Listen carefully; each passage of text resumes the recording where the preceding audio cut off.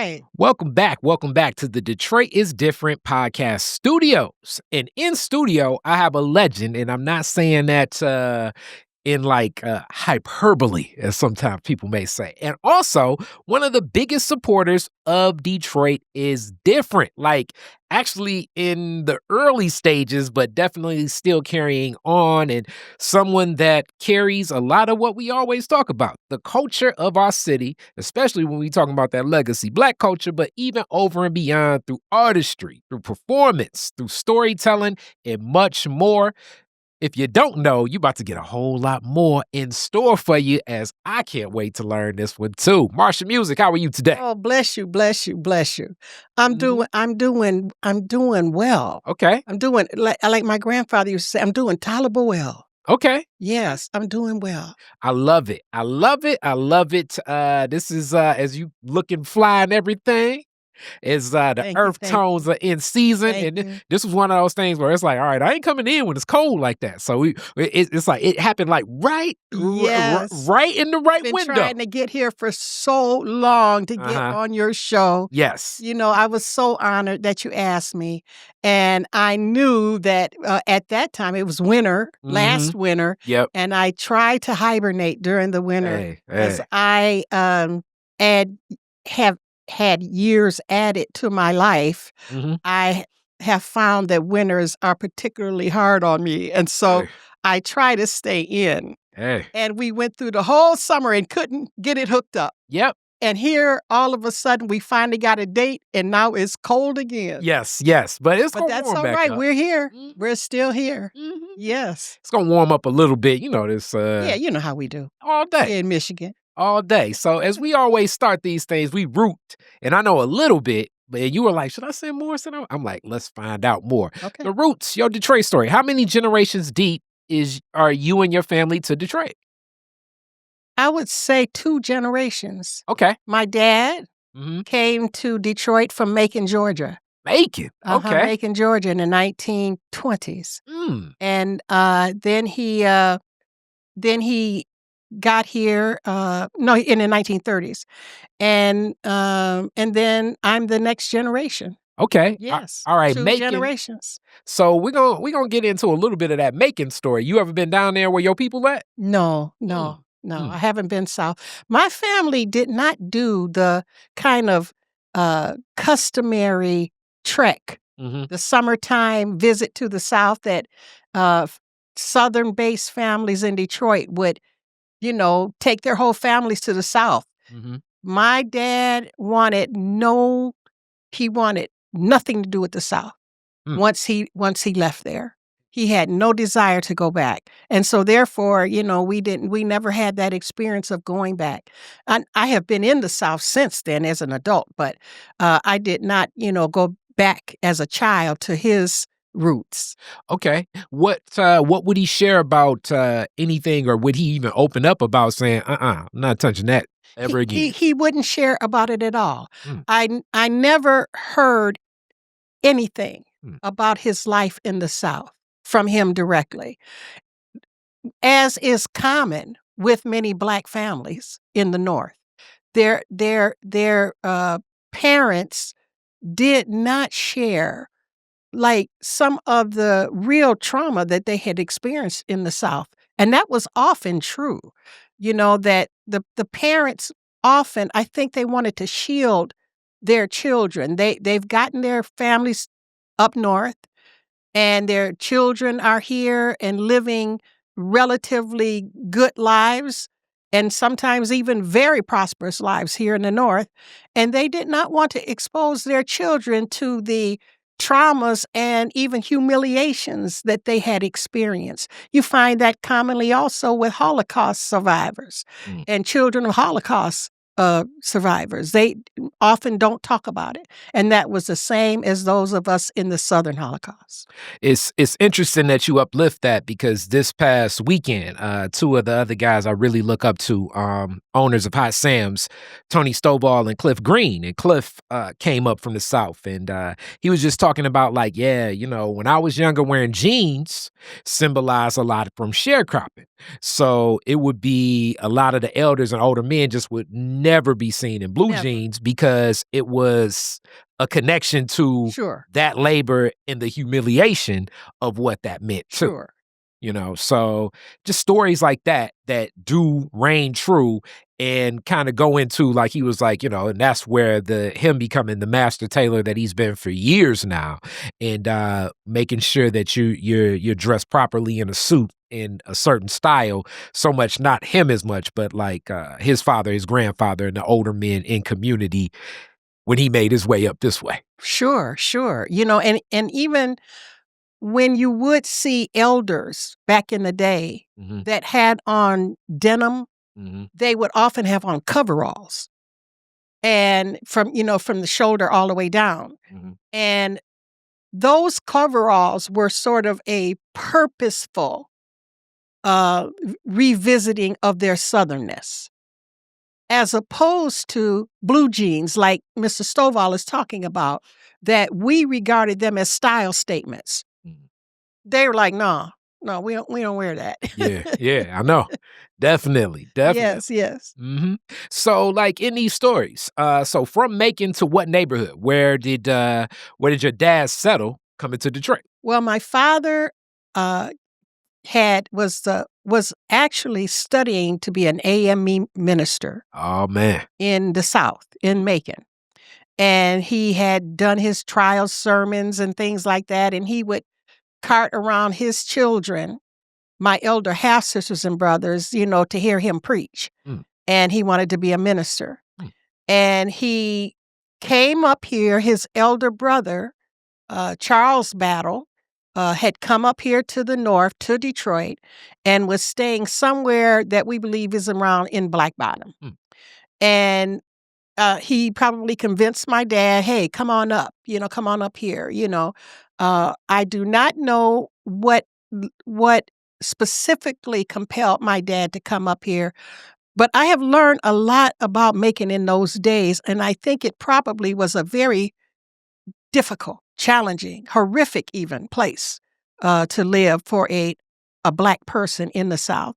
And he escaped it and came here. And he, not long thereafter, he came and he stayed with Charlie, Uncle Charlie, in the Black Bottom area. And then he called for his wife, his first wife, and I think he might have had 3 children then, not 4. He ultimately had a wife and 4 children.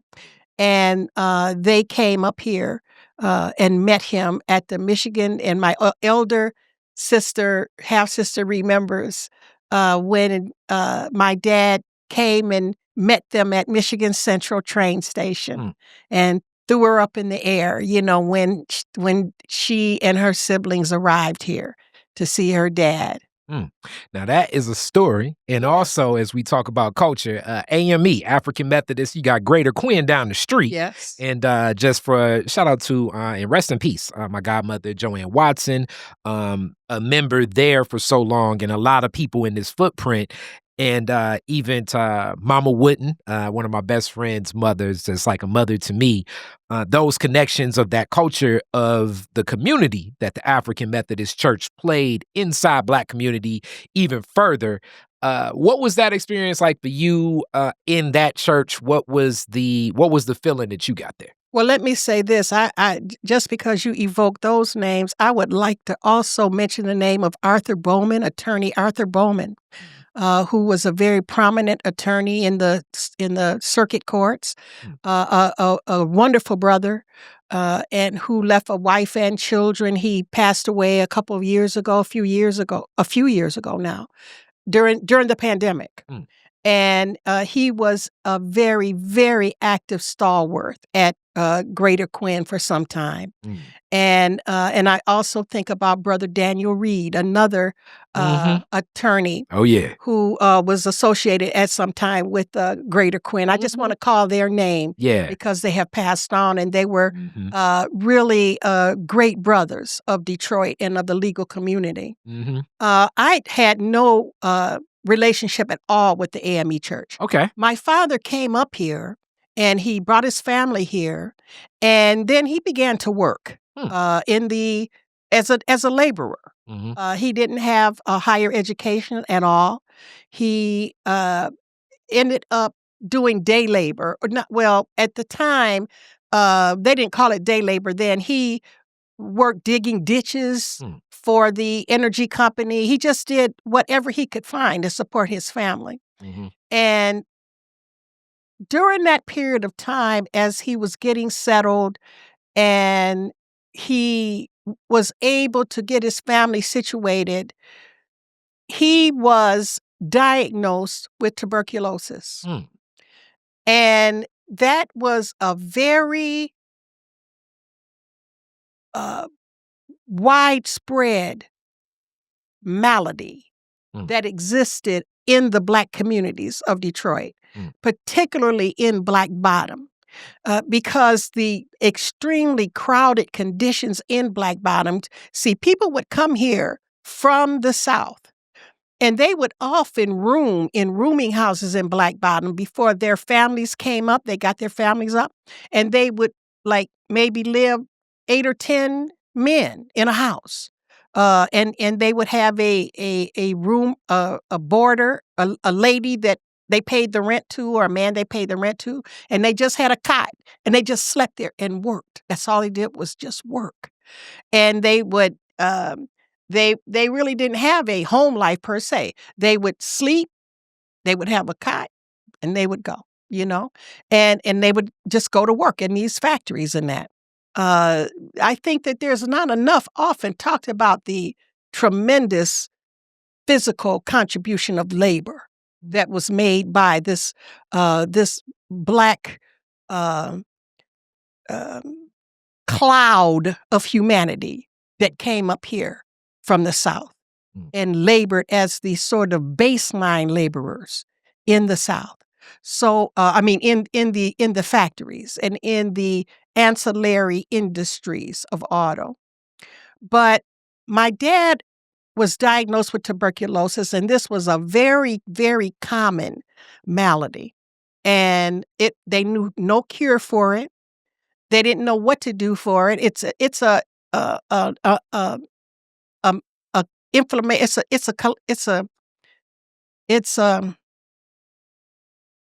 It's a malady of the lungs and of the breathing and of the lungs, and it is fatal. And they didn't know what to do for it in those days, back in the day. And they just prescribed isolation, getting people away from others, and to have fresh air, open spaces and fresh air. So that consequently meant that there were these quarantines that took place. Now, we think of quarantines as like during the COVID. We've had experience with COVID in our generations. We've had experience with quarantine. And that is, everybody went to their home or basically wherever they laid their head. And that's where they were pretty much for the months of the lockdown. In those days, the quarantine from tuberculosis was not society-wide. It was only relegated to those who were diagnosed. So they would be separated from other Detroiters, for example, and they would go to places like Eloise, which is out quite far west. To me, it was far as a kid, but it's probably not really that far now. And also Herman Kiefer. Okay. Herman Kiefer was another tuberculosis sanitarium, as they called them. And they were pretty much summarily taken from their homes once they received a diagnosis. Wow. They were taken from their homes, and they were placed in these quarantine facilities. And those quarantines lasted often for months. Okay, so that naturally leads to,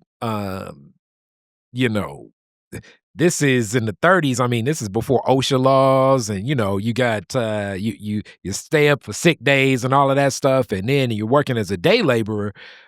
what is the family during that time where your father's in isolation? How does? Well, I have no idea really how they survived that, Mm, mm, and I know that that was very overwhelming to him, mm. that he was been taken from his family Yeah. and he could not survive. And a And family that you just really that you brought welcome up back up. here. Yeah, yeah. And now you can't care for them. Yep. So I imagine that their Uncle Charlie was here. Perhaps he lent some assistance or whatever, but he was taken away. And this was common in the Black community that this happened. No, I mean with whites too. Yes. And also particularly in Black Bottom was not all Black.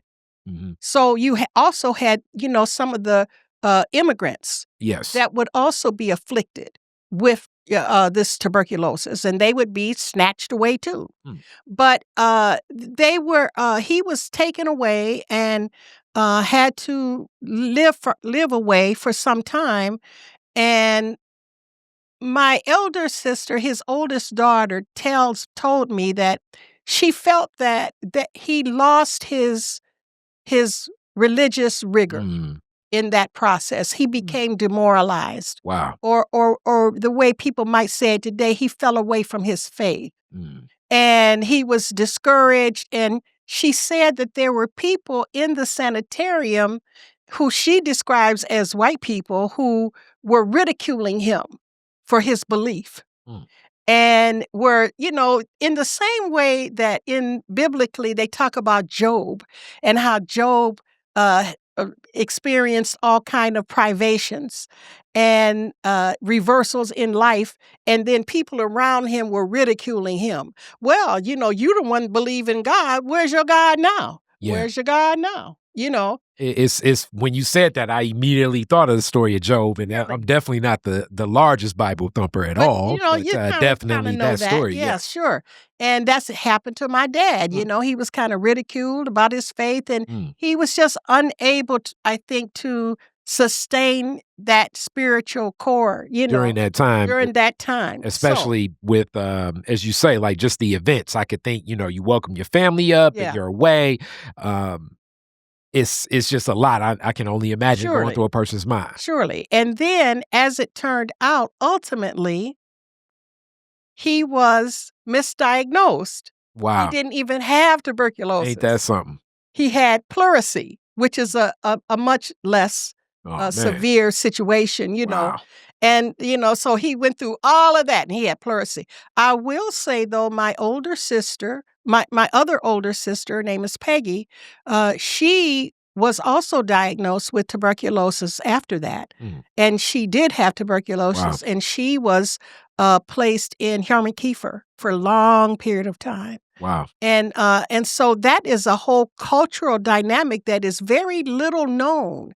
And also other relatives that I have had that were in the nursing profession have talked about, they believe that some of the treatment of Blacks in these places lent itself towards somewhat of experimentation of the Black patient. Well, clearly, I mean, we know that the Tuskegee experiment, and we just know of that being documented. But a lot of my own Kari Frazier belief, this ain't even Detroit is different. My gut says if it happened there, chances are I don't think it was just like a one-off incident. I'm pretty sure some of this was very prevalent in what happened to the men there that had syphilis and were not treated, but were given these placebos to see the impacts of what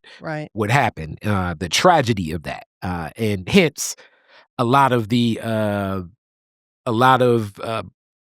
healthy suspicion and a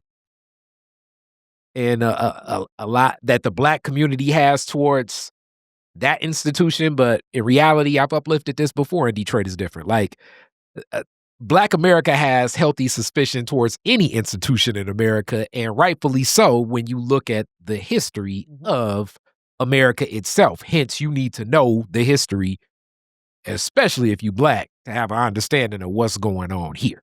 Yeah. So moving forward, I guess now I would say your mother's story. Was she here? Well, incoming. What was how did your mother navigate during that time? Well, my mother may not even have been thought of at Mm, the time. She okay, was much younger than my father, okay, and she was his second wife. okay. That you might have described her as his trophy wife. Mm, They talk about that today. A man takes a second wife and she's the mm, glamorous wife, and my mother fit that mm. description for Okay. sure. Was she from Detroit? Yes, my mother was from Detroit, born and raised. She never lived in Black Bottom. Mm, She well, not to her knowledge. She okay. never, to her knowledge, lived in Black Bottom. She grew up in a community called the ABC Streets, Mm, which is a West Side community that is off of Tireman Avenue, mm. near the areas of Tireman, Grand River, Livernois, Okay. and she and it's called ABC because it's American, Brighton, and Central. Okay, so that's right there near like what's that? Straight Gate is out that way. I went to Northwestern. So really the right now the in honor of Mother Sheffield, but the library that they've converted, Mhm. it's that footprint. Okay. I kind of Yeah, I get American, that zone. Brighton, and Hmm. Central. And her dad was a Ford Motor Company worker Hmm. and a very prosperous-minded, industrious type of man Okay. who owned a lot of property, would buy a lot of houses. Hmm.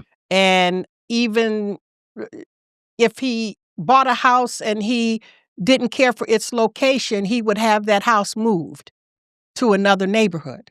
Okay. Now Okay? these are And this is something definitely. that happened back in the day. I was gonna say, yeah, talk about some stuff that happened back in the only time I remember a structure moving is when they moved the gym theater a couple blocks over, which I still wonder how they did that. But Sure. I remember when they did that. you And know, I went and watched one day, yeah, it was like creeping along a yeah, little milli-inch at a time, yep, yeah. But So yes, but this happened sometimes in communities as mm, well, that, okay, they would move structures. mm, And so he was a very enterprising type of man. okay, And he and my grandmother was very, very religious, had come from Missouri okay, and was had experienced very significant things in Missouri. I remember her telling me as a child that she hid under the bed from the Ku Klux Klan, mm, who were hunting for her brother. wow,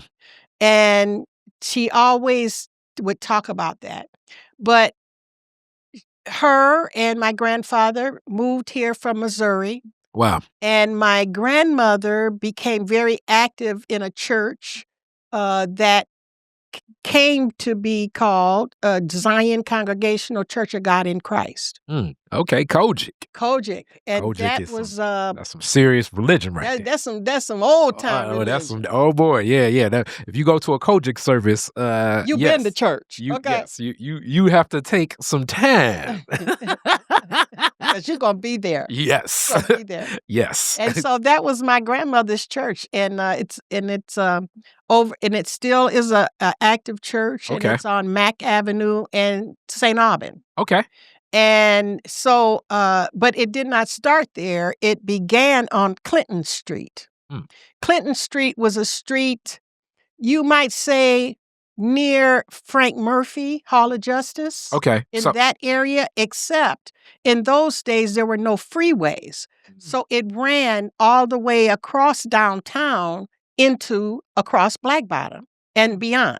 okay, So Clinton Street basically was in the center of pretty much.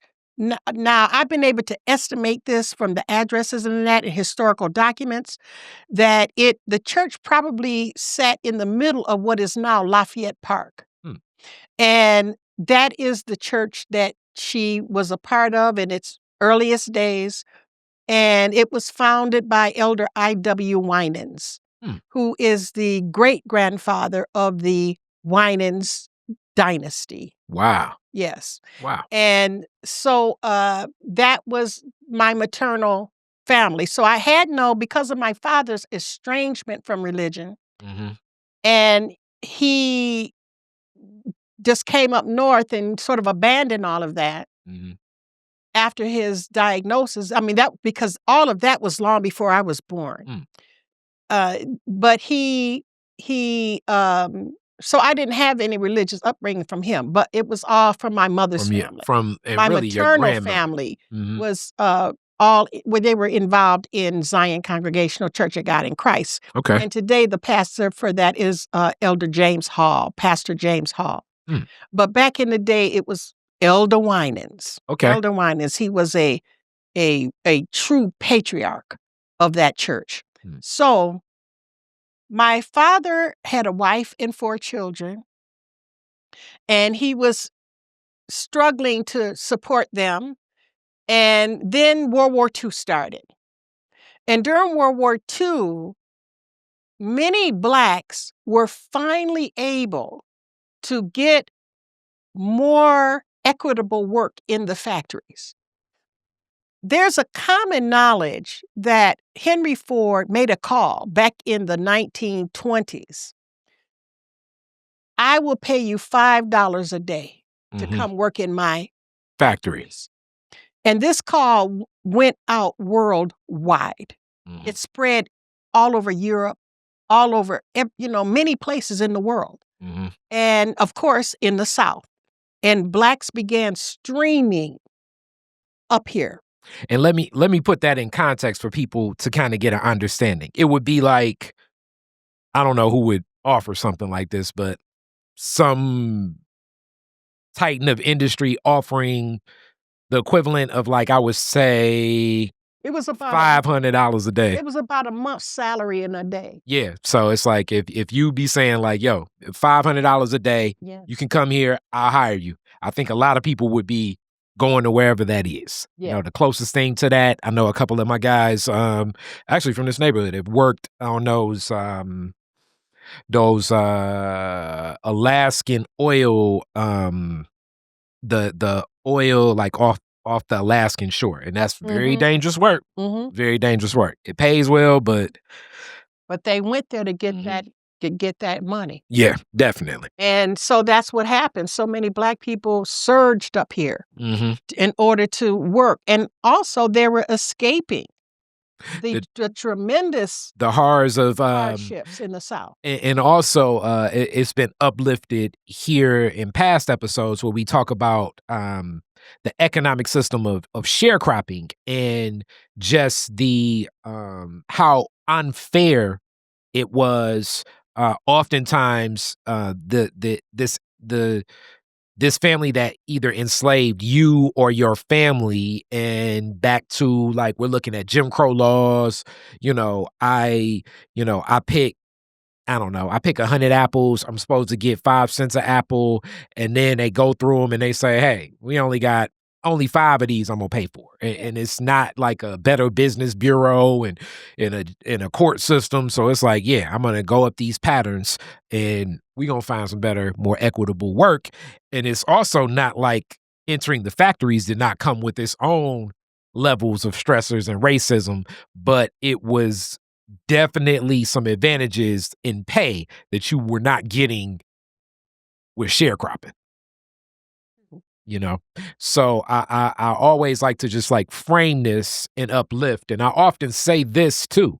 People went to Hollywood to become stars. Yeah. A lot of people came to Detroit. And as you say, this was a worldwide call. So this is people from across the world, not just Black folks from the South, to establish their family, because it's like, I'll have enough money to sustain my family. So that's what creates a lot of things that eventually build a lot of the Detroit when we think of the 50s, the 60s, and 70s, but definitely like that 50s and 60s, and even what becomes of General Motors just being like a conglomerate of all these car companies and almost making more money than any country in the world at one point in time.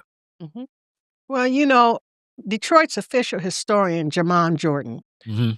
talks about how Black Bottom itself, more than more, let alone the rest of Detroit, but Black Bottom, as he talks about it as the most culturally significant space in the state of Michigan Mhm. because of the amalgamation of all of these nations. I always say Detroit is a city of nations, Mm. and nations gathered in this place. Many people of diverse place. Well, it's it's a piece of poem that I did. Yeah. But so this cauldron of humanity existed, especially in Black Bottom's early century days, and to some degree throughout Detroit as people began to migrate out of Black Bottom, because often when immigrants came to Detroit, they came first to Black Bottom Yes. and then moved on from there. Mhm. But my dad, he had his wife and children, and he, during World War II, began to work in the factory with thousands of other Black people Mhm. because Henry Ford, to go back to that, had said he would pay $5 a day in the 20s. Mhm. But here we are in the 1940s, and Blacks were still relegated to the dirtiest, the most life-threatening, the most challenging Mhm. jobs. There was extreme segregation in the auto industry. Yeah, a lot of black men were working in foundries. Definitely closer to furnace and coal. This is for sure way before OSHA laws are set up or anything. But if it was dangerous, if it was work that you didn't want to do, if it was more humiliating. Well, working in the foundry in that time was like working in a living hell. And that's what you did for a living every day. Yes. And but the war, um, and the tremendous labor shortage that was caused by soldiers, being utilized in the World War II. service in the war, that caused a labor shortage. And so finally, Blacks were allowed to come and work in other areas of the plant that they had theretofore been barred. Mhm. And so my dad was one of the many thousands of Black people that came to work in the plants. And the work was so plentiful that he had worked two jobs during long periods of time. And he would, like many other Detroiters, he would go from one plant, 8-hour, 10-hour day shift, and leave that job and go directly across the street and work at the other Chrysler plant. Mm. You know, and many people did that. Mhm. So he was working readily during that period of time, and I'm presuming, providing for his family. Um, and then the war comes to an end. And this is when the axiom began called last hired, first fired, Mhm. because these were the last people to have been really hired in mass in the auto industry, and they were the first to be let go when the war was over. And many of the soldiers, returned to their jobs because many of them had been guaranteed their jobs when they got back. And so these Blacks were rendered unemployed. And my father was one of those. And in a great deal of frustration, I think he declared I will never work for another man. Mm. I will never work. He said he would never subject himself to someone else's economic agenda. Mhm. He wanted to be his own man. He wanted to have his own business. Yeah. And from that point, he began to search for an opportunity. Mhm. And I understand that he was on Hastings Street and walking down the street, and he saw a lady who turned out to be an elder Jewish lady, and she was closing her store. She was literally padlocking her store. She had decided to go out of business. I don't know, maybe her age. She didn't want to do it anymore. And they struck up a conversation, and my dad indicated his desire to open up some kind of a business. And she said, okay. And somehow they worked, she must have maybe introduced him to the landlord or whatever. She facilitated his Getting the getting business. access to this space. And it was at 3530 Hastings Street, and which is Hastings and Elliott. Elliott is 1 block south of Mack Avenue. Okay. If the record store was there now, it would be on the service drive of 75 across the freeway from the McDonald's. Okay. On Mack. Okay. And 75.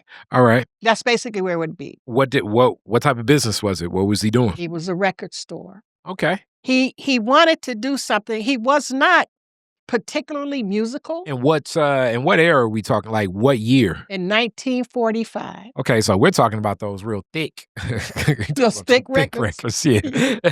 That's hilarious. I had someone, Ken Flaherty, a very renowned record collector here in Michigan, and who literally yesterday brought me a collection of my dad's records that he had found in his collections. Wow. In his collecting, rare records. Yeah. And some of them were those thick records. Yeah. So big 78s and that. But you have to realize this is the post-war period. And the rationing that had taken place during the war, supplies and all kinds of substances and things that were needed for war production were rationed. So people, like women, could not just go to the store and buy stockings, nylon hosiery. You remember when women used to wear nylon hosiery, and sheer stockings. And though in those days, those stockings had seams up the back. And so because there was rationing, they could not buy stockings. Many women would create a facsimile of stockings, and they would have their bare legs, and they would draw with an eyebrow pencil a seam up the back of their leg to simulate a stocking. So creative. There you go. Styling. Got to do what you got to do. So but things were rationed. And when the war was over, these rations began to be lifted. And one of the things that became more plentiful was vinyl. And so it meant that record production could amp up again, because it sort of went through a period of, being not as plentiful, making records. But now you could make records. And also people from the war often brought various technological advances from Europe or even Japan. These various theaters of war, they brought back record players, they brought back recording equipment and things like this. So there was a sort of tsunami of production capability that opened up after the war. And my dad, I don't know how specifically he knew all of that. That's historical background. But he decided he wanted to sell records, except he didn't have any records to sell. And because he's just a dad going to work every day. Yeah. But he goes home, he signs the lease or whatever, with the old lady and whoever the landlord was. Maybe she was a landlord, I don't know. And he signs it, and then he goes home. His children lived in the nearby projects, Brewster area. And he goes back home and tells them, give me all the records. And he goes from kid to kid in the house, the 4 kids, and gets whatever records that they had. And they're like, Daddy, what? And he gets all their records. There you go. And he starts his business. And all the records sold out immediately. And from that point on, he began to build his record business And he was so extraordinarily successful that starting out from, having only his kids' handful of records in the record shop, he later on had, this huge inventory, $100,000 worth of records in there. That's beautiful. In a short time, So written about everything. So we're talking about like 40s. We're definitely thinking, this is rest in peace, Granny. She often like my grandma, Granny, from Cincinnati. But I would always say like I was like, this is jazz. But we're looking at like definitely like the big band era, which I still think is jazz, though she considers big band, not jazz, but that's just her. So we're definitely thinking like the big band era of music, mid 40s, and still the orchestra productions, Duke Ellington, let's see what else we're thinking, like 1940s. And then you're also getting man, and it's slipping my mind. He was like James Brown's biggest influence, also from New Orleans, not Louis Armstrong. It'll come to me, but a lot of those records I know are like definitely those connections.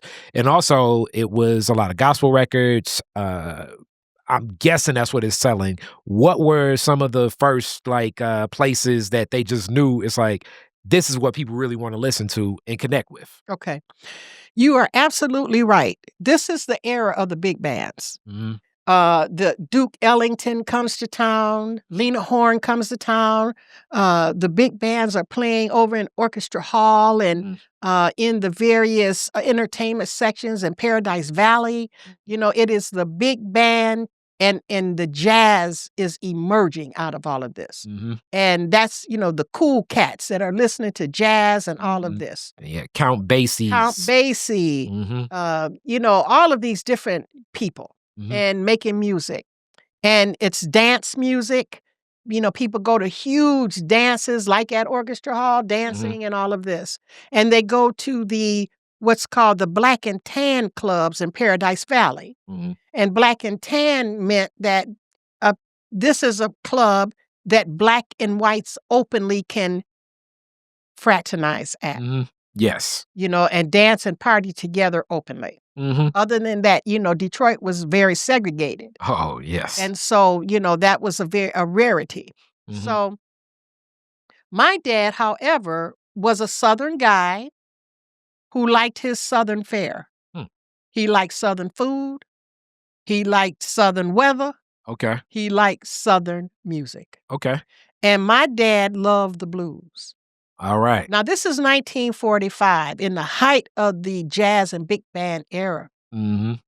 My dad listened to the old-time jazz, old-time blues folks. Now, in the record store, because he was in there to make money, he sold all kind of music. Yep. He sold opera. There was an opera singer named Mario Lanza, who was a popular opera singer. Okay. Of the time. He sold Marian Anderson, who was an opera singer. He sold, at that time, I think Frank Sinatra was emerging. Well, maybe not that early, but he sold popular music. A little later, yeah, like it comes soon. It comes soon. Yeah, popular music. He sold all kind of music. Yep. But his love was the blues. And he wanted to hold on to that. Okay.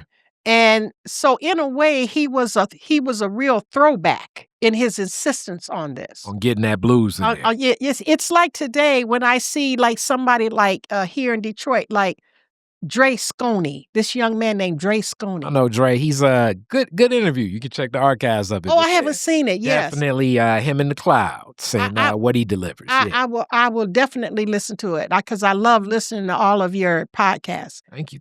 And but when I look at Dre Sconey, he's a throwback. He has an insistence on keeping a certain generation of music alive, and his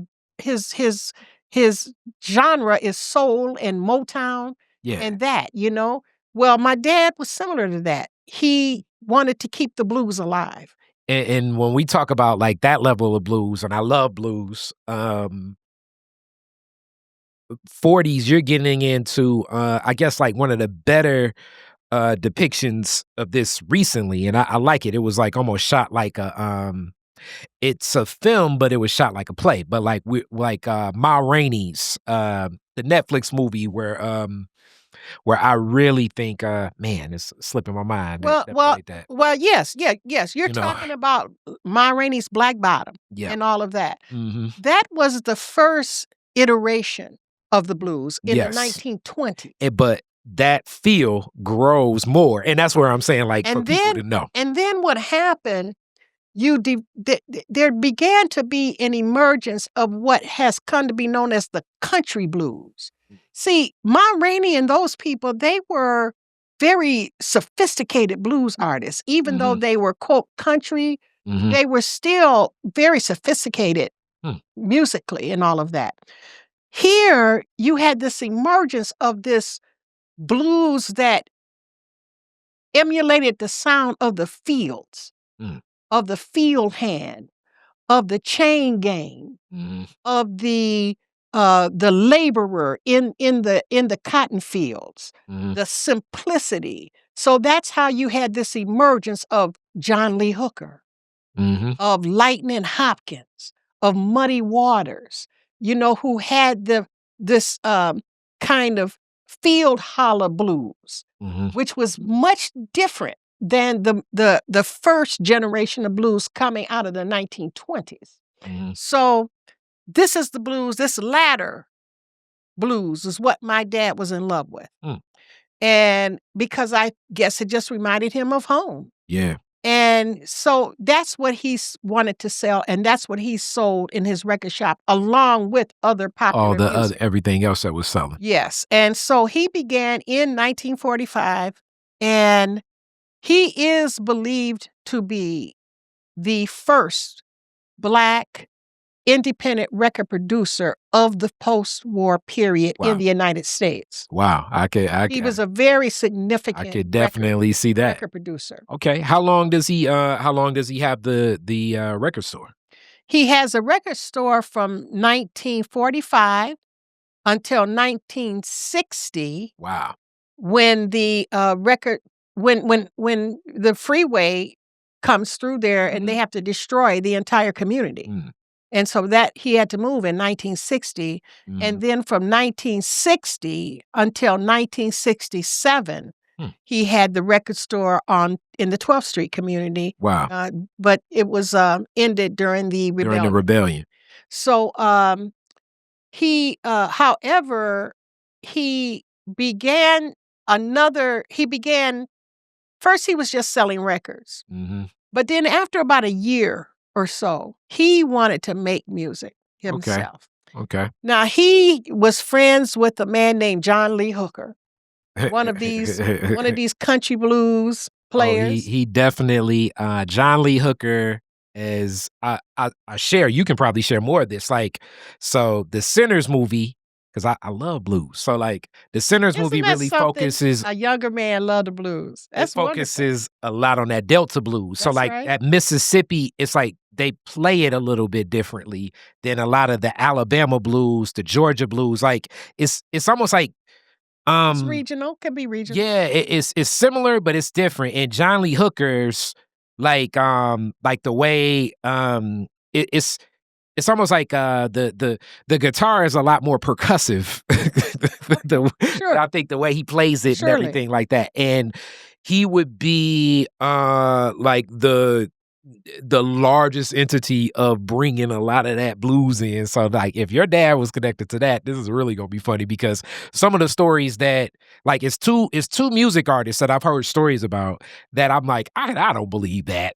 And he's one of them, and Rick James is the other one in Detroit. So it's like any story I can hear about John Lee Hooker, I'll say it's probably true. Well, I will say this, that when you talked about the percussiveness of the guitar in that type of blues, James Brown really took that to the entire next level a generation later, Mhm. in which every single instrument was percussive. Starts on the one. And the horns were percussion. Yes. Everything was percussion. Mm-hmm. And so beat was just the most primary element of James Brown music. Yeah. So, but going back to Hooker, so my dad and Hooker were friends, and Hooker was one of these guys that hung out on Hastings Street, Mm-hmm. and he was always nicely dressed and, little bitty man, and he would, come to record shop and hang out. He would sleep on the couch for days at a time and just be hanging out. And my dad did not have any way to record him because he was beginning to feel that unction of wanting to record. And so he would take John Lee over to United Sound and on Second. And United Sound had begun producing. And United Sound is a seminal, historic place of music, as significant as Motown. People may argue even more significant than Motown. They could. You can make the argument. You could. Mm-hmm. One could. Mm-hmm. Just because of the breadth of artistry that came out of United Sound across genres and across record labels and companies. Yes. So my dad was one of those that took people to United Sound, and he took John Lee Hooker to United Sound and recorded him. And so, but they were just buddies, they were buddies. And I mean, my dad was friends with a lot of these people. They would come and hang out at the record shop on Hastings, and then my dad got the idea to put a studio in there. Wow. And what he did, he knocked a hole in the wall. He knocked out he had it done. He knocked out a piece of the wall. Yeah. And put a glass pane in there so that you could look over into the next room. And it's nothing to look at because basically the back of the record shop is my daddy's man cave. Hilarious. And it's just stuff back there of every ilk. It works. But it worked. He got some microphones and he, started up back there. But, during that time, it was such an intensity of music and of these artists. And, this was just my dad. I did not know the significance of it. I'm a little kid, Yeah. And at this point, when I'm telling you about him opening up the studio, I'm not even born yet. I'm not even thought of. Mm-hmm. But, I remember, my, coming home from school and Wilson Pickett would be in the front yard. Wow. Teaching my little brother, Daryl, how to lay the sod in the yard. Wow. Yeah, like that, Yeah, Wilson Pickett, legend. Yeah, legendary. Legendary. And he was a gospel singer. My dad recorded mostly blues, but also gospel because it had that same root quality. And these gospel artists, and these are people, now today, this is an established mainstream genres, right? But in those days, nobody thought to record somebody like John Lee Hooker. I mean, he recorded in these little places all over. He was notorious for recording anywhere that somebody would record him, regardless of what his contractual relationship was with anybody. As I say, he would just go anywhere. The stories I hear of him, between like recording, what he would play for, when he leave the stage, him jumping in on band or anything, possibly getting into a couple fisticuffs. It's just like, this can't be real. Yeah. At this point, sometimes you got to say it's real. But it is. Yep. So this is still in late 1940s. I mean, still not even late 1940s, about 1946, 47. That he's starting to record. And so Kenny Burrell was one of the early people that he recorded. Wow. My dad was the very first person to record Kenny Burrell. And he wasn't even playing guitar. He was singing My Funny Valentine. Ain't that something? That was Kenny Burrell's first record. Ain't that something? And because Detroit was this hotbed of all of these different artists. And so he recorded a lot of different people, blues artists and otherwise. And by about 1947-ish, he had heard about this preacher that was down the street from the record shop. He had a church down the street, and his name was the Reverend C.L. Franklin. And I don't know how it happened that my dad walked down the street. It's only a few blocks, you know. Did he go down there and see him, or I don't know, did their paths cross? I don't know. But they ended up connecting, and they came up with an arrangement that my dad would record the sermons that C.L. Franklin, who was a already legendary in the Baptist church circles that he preached in. But he was not known so much outside of that. All right. And this is another story. Wow. You piece another story that I sometimes bring up on Detroit is Different together. Detroit is different. That's why. Okay. So first off, shout out to Mama Bettis too, coming in and talking about where New Bethel was before the New Bethel that we know where it is now. Yes. Because it traveled a couple times. But so as people know, Reverend Franklin comes from Memphis up to Detroit, and his following is already... He come from Buffalo.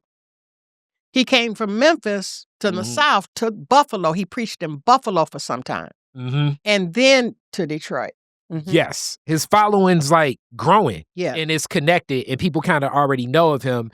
And him saying like, I want to record what I'm doing in preaching really builds. He's not given the credit the same way that I don't think Madam C.J. Walker's like given the credit for like building network marketing. He like almost becomes like an evangelist, or like what, like how we think of Jimmy Swaggart or Reverend Ike, or Reverend Ike's old, but how you think of like any of these like who's the guy, I forget the white guy in Houston, but Billy Graham and people like that. Yes. Yes, sure. So like that builds a following.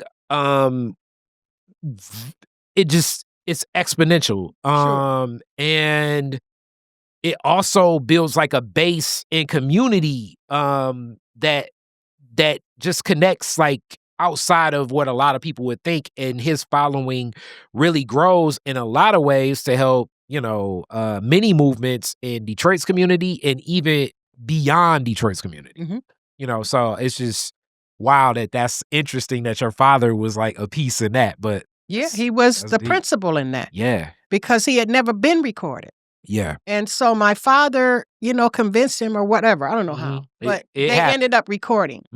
And so my father, Joe Von Battle, ended up being the primary and only producer of the Reverend C.L. Franklin throughout his entire career until he recorded somewhat during the March on Washington, March on Detroit and all that with Martin Luther King. But that was the only exception. And so my dad recorded over 100 songs and sermons of the Reverend C.L. Franklin. Wow. And there are also masters and blanks, as they call them, that are out there in the world too, that have not been pressed into records. Wow. So this collaboration was prolific, but it was also really revolutionary because for the first time, you had this Black preacher out of Detroit that is not only preaching the gospel, but he is also sending sort of coded messages throughout the country on civil rights. And that's where, like I say, the message goes beyond. Like right now, and this is, I'm just speaking the truth. This is not to offend anyone, but right now, it's a revisionist history that everyone was in support of what Martin Luther King Jr. was doing. Absolutely and that is not what was happening. Yes. Even the NAACP. So That's right. they painted like it was just the white preachers that sent that letter to the jail in Birmingham saying like, hey, stop doing what you're doing. Just let's wait. It was many others that were not in support. That's right. A lot of other pastors and people in the church were not in support. C.L. Franklin was one that stepped up and said, no, we're going to support him.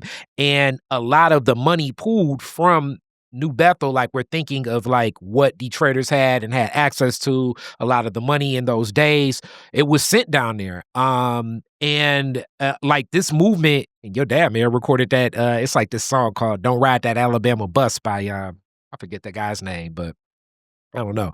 It was like a Doctor, movement already his name moving was in that way. his name was the Reverend Will Hairston, and See, my dad recorded that. I figured, yeah, and that song, Nick The Speed played Alabama that for me. Bus. Yeah, so like even before the boycott, it was, you know, and they like, don't ride that Alabama bus, don't be It go is the no far.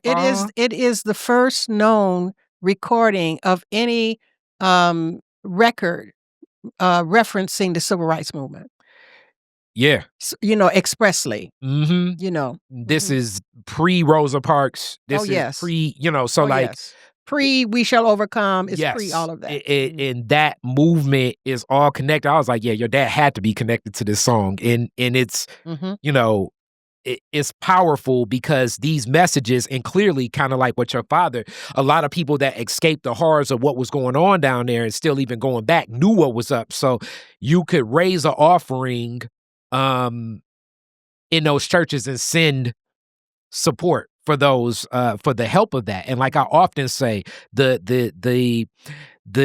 logistical brilliance of the Montgomery bus boycott, I still am humbled by, like, because you Yeah. had to work carpools and all types of stuff. People still had to go to work and everything, and it toppled Alabama's economy because people stopped taking the bus. It's kind of how, you know, or at least me and I think a Like lot of black people are. walking. Yeah.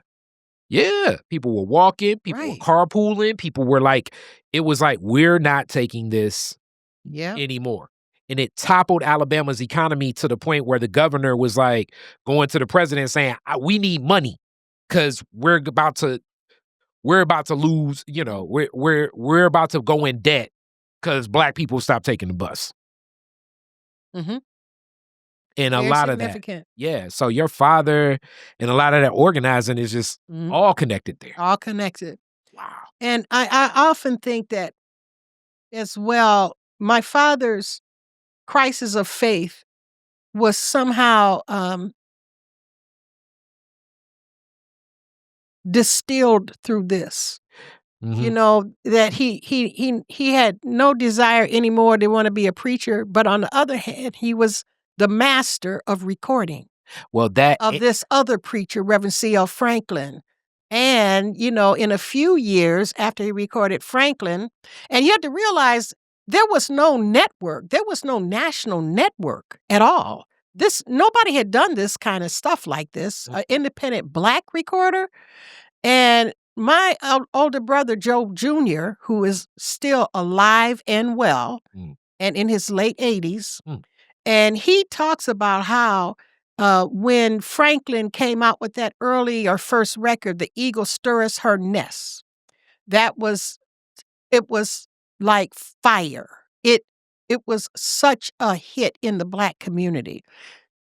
Beyond the Baptist church, you know, and many black people, they had as a part of their cultural routine on Sunday nights, you sit at the radio and you listen to 2 radio shows. Reverend C.L. Franklin's show that came on in the evening and my dad's that came on right after his. Mm. He and Franklin both had radio shows. What station? Reverend Franklin's show was, I believe, WCHB, Okay. and my dad's was on CKLW. Mm. CKLW Weekend. See, that was the call letters at that time. Mm. And CKLW was a white pop music station, popular music station, but they allowed for community access. Mm. And so people could, you know, lease time on the station. And so my dad had a radio show on CKLW for years. Wow. And CKLW is a Canadian station based in Windsor. And it was a strong enough signal. The signal was so unusually strong, it was called a unidirectional signal. It went in all directions. Mm-hmm. That on a very strong wind, you could hear my dad's radio show down in Georgia, Kentucky, Tennessee, all over. Wow. So the Eastern Seaboard. So it was this confluence of all of these elements that came together. You know, the signal of CKLW. After they would record the sermons at New Bethel Baptist Church, my dad would record there. Oftentimes, my brother Darrell Battle, he was a little one, 5 years old or so, 6. He would go with them. My older brother Joe Jr. accompanied my dad all the time, you know, until my brother started. And Joe Jr. was an essential part of the operation always. And it is his memories that have allowed me to know do this work in bringing my father's name to the public domain. Wow. And so his memories, my elder sister, Joanne, she's passed away now. Condolences. Yes. So, but anyway, so during that period of time, they would go to Reverend Franklin's church, either Joe Jr. or later on my little brother, and they would, you know, help Dad set up, and Dad would set up the microphones and everything, and they would do the recording. And then after that, they would bring them back to the record shop, and they'd do whatever technical stuff they have to do, and then they'd rush the tapes and all of that over to the Guardian building where CKLW's American headquarters were. So there are so many odd and unusual relationships in Detroit. Who would think that the Guardian building, this architectural jewel, is actually also the fountain from which the Reverend C.L. Franklin's preaching is heard all over half of the United States. Wow. From the Guardian building. Wow. So, and I later on in my own life, I never forget reading a story in a magazine from a Black writer who talked about how he first heard Aretha Franklin on his radio. He was laying in the bed, and as a teenager, and Aretha's voice came through the radio, and singing "Never Grow Old," and that was one of the records my dad recorded, and he's in Kentucky. Wow! So this radio show, the recordings, all of this helped to catapult this family. Now, he was recording Franklin for a few years, and then his daughter was getting older, and she was emerging as this unbelievable singer. Aretha is gifted in a sort of really savantic way, a preternatural kind of way, because not only was she a gifted singer, but she was a gifted pianist. And I believe that she was a real genius in other ways too, but genius for Black people tends not to be acknowledged in the same kind of way as if you had a genius white person, you know, but she was also known to have an extreme photographic memory. I had the pleasure once of meeting, and definitely very close with my other godmother, Aretha Barnes. So many stories about Aretha that, you know. Yeah. And the brilliance of what was offered. But I also want to contextualize some of what you shared, because that's where, like, people say you talk in interviews, but this is just amazing. But I do want people to kind of have an understanding also of what the circuit that I think often people like paint, because it's Black, they'll say like the Chitlin circuit or things like this, but going through in the relationships of a lot of those churches and a lot of the gospel artists at that time. And Aretha was one. Sam Cooke was one. I mean, James Brown started as one. So like the relationship of growing an audience through the gospel, and traveling as a performer for like convocations and concerts. It was a very another thing, kind of like the Montgomery bus boycott. It was logistically masterful, the way people could travel.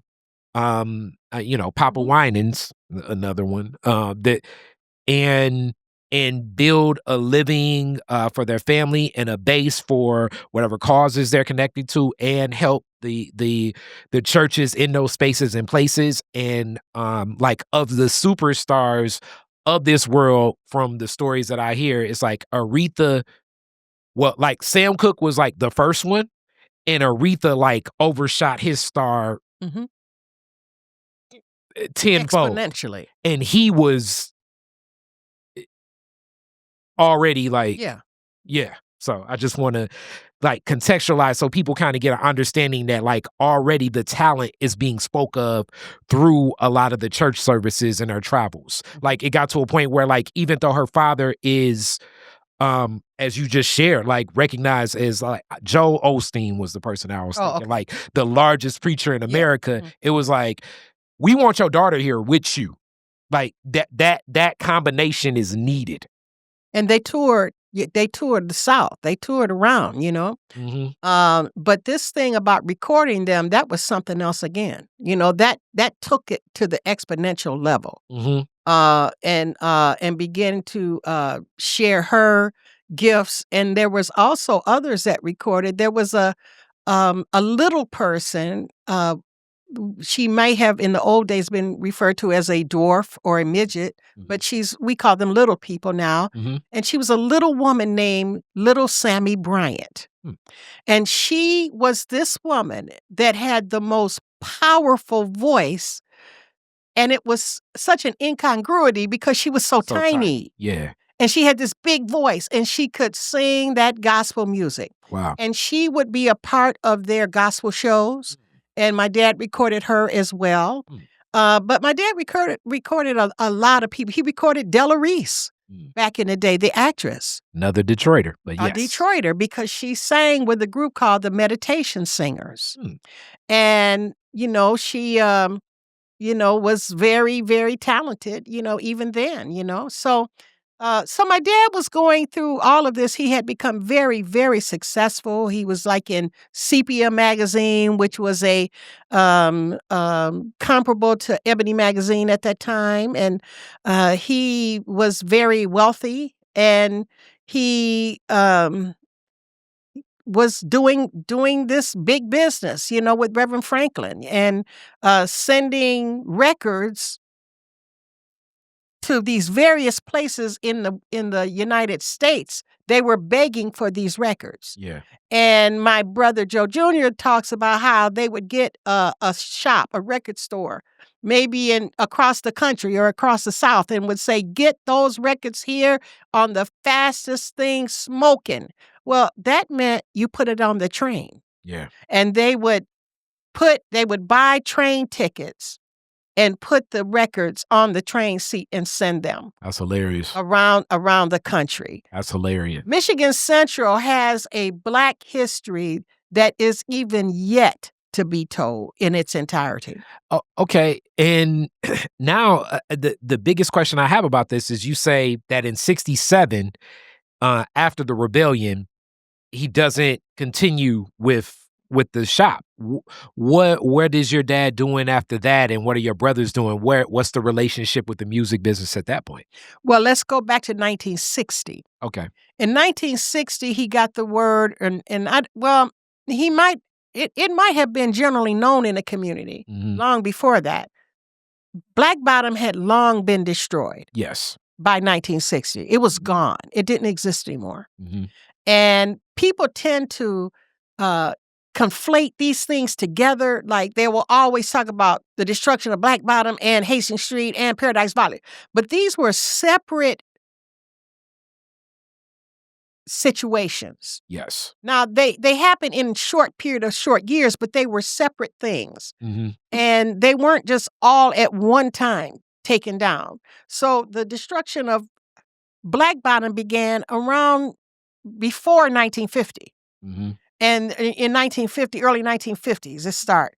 And then the destruction of Hastings Street starts around 1960 or a little bit, around that era. Yes.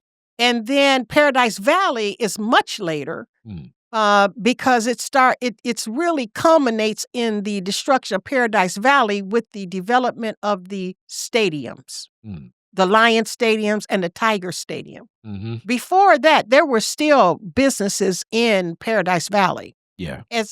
Even in my adult life, there were businesses there that I frequented.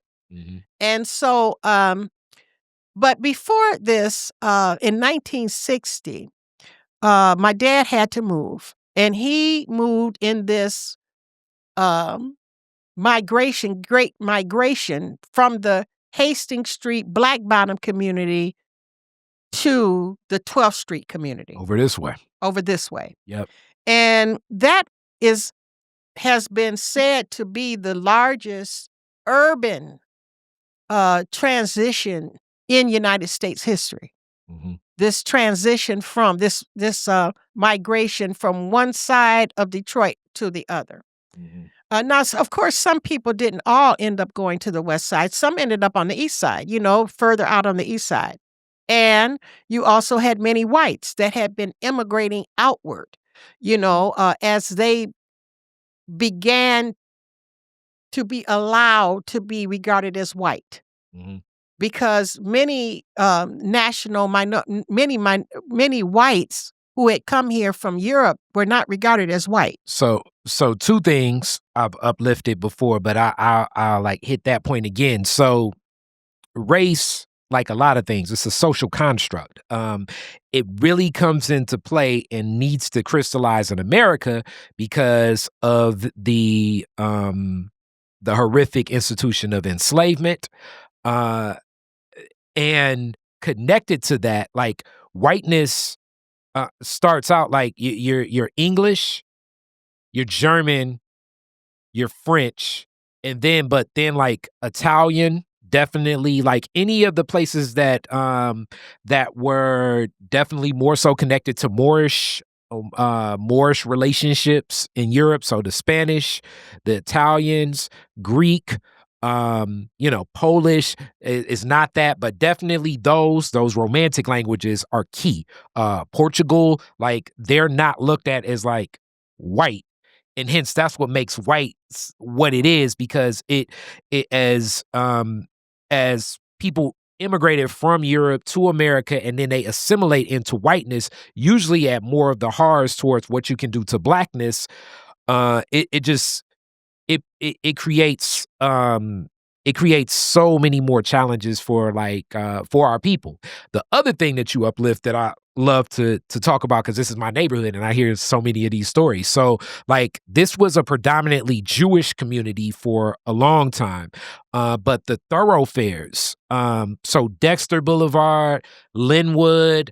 My grandfather had an upholstery shop on Woodrow Wilson, 12th Street. Like these were bustling, like you could kind of think of like all of these streets would have been what we look at like the Livernois Avenue of fashion, even maybe more so than that, because the stores that are abundantly through those blocks. And I just wanted to uplift that. That's all.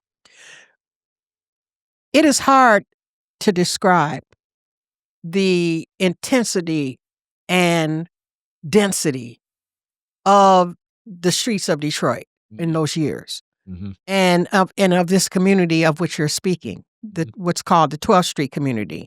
Woodrow Wilson, 12th Street, Dexter, Linwood, these streets. I mean, I was just telling, like, in other stories, like they would say, like at that point we're looking at what my grandma would call jazz, like jazz players like Coltrane and Miles, they would just come to Detroit and be able to like walk from club to club to club to club to club to club. Mama Barnes used to talk about like Red Fox used to just, she would be like, they have like a shake dancer and not like a burlesque show that she performed, then Orthea performed, then Red would perform, and then you would be able to like get a show and basically like really kind of go up and down these blocks and maybe perform for like months on end if you wanted to. Right. You had like Klein's Bar. It was a Klein Show Bar that was on 12th, and Mr. Willie Bolar, who is a jazz